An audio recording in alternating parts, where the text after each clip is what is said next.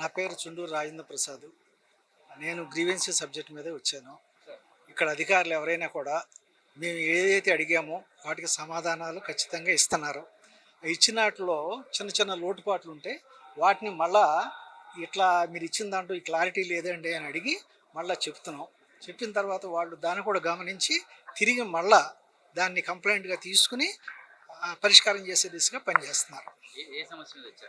నేను రాజధానికి సంబంధించి మాది R1 అంటే గ్రామకంఠకు సంబంధించిన స్థలం ఉంది మందలో. అది రోడ్డు CRDA వాళ్ళు మాస్టర్ ప్లాన్ రోడ్లో కొంత కట్ అవుతుంది. ఆ కట్ అయ్యే దాని గురించి ఎంత కట్ అవుతుంది, ఎన్ని కొలతలు వస్తున్నాయి, దాని క్లారిటీగా మాకు డ్రాయింగ్తో తీసిస్తే అక్కడ ప్లగ్ మార్క్ చేస్తే మేము ఖచ్చితంగా మాకు కావాల్సిన ప్లాన్ అప్లై చేసుకుంటాము అని అడిగాం. అడిగితే వాళ్ళు ఏం చేశారు, ఇన్ని గజాలు పోతుందని ఇచ్చారు లెటరు. దానికి సంబంధించిన డ్రాయింగ్ అడిగాను. అయితే డ్రాయింగ్ అడిగినప్పుడు దాన్ని డిలే చేస్తుంది. దీంట్లోనేమో నా లెటర్ ఇచ్చారు, డ్రాయింగ్ కూడా పంపుతున్నామన్నారు. ఆ పంపుతామన్నారు కాబట్టి దానికోసం వెయిట్ చేస్తున్నాను.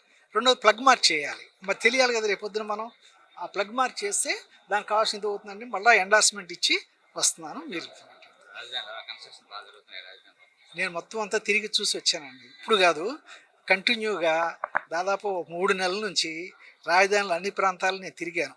అన్ని చోట్ల వర్క్ చాలా బాగా జరుగుతుంది.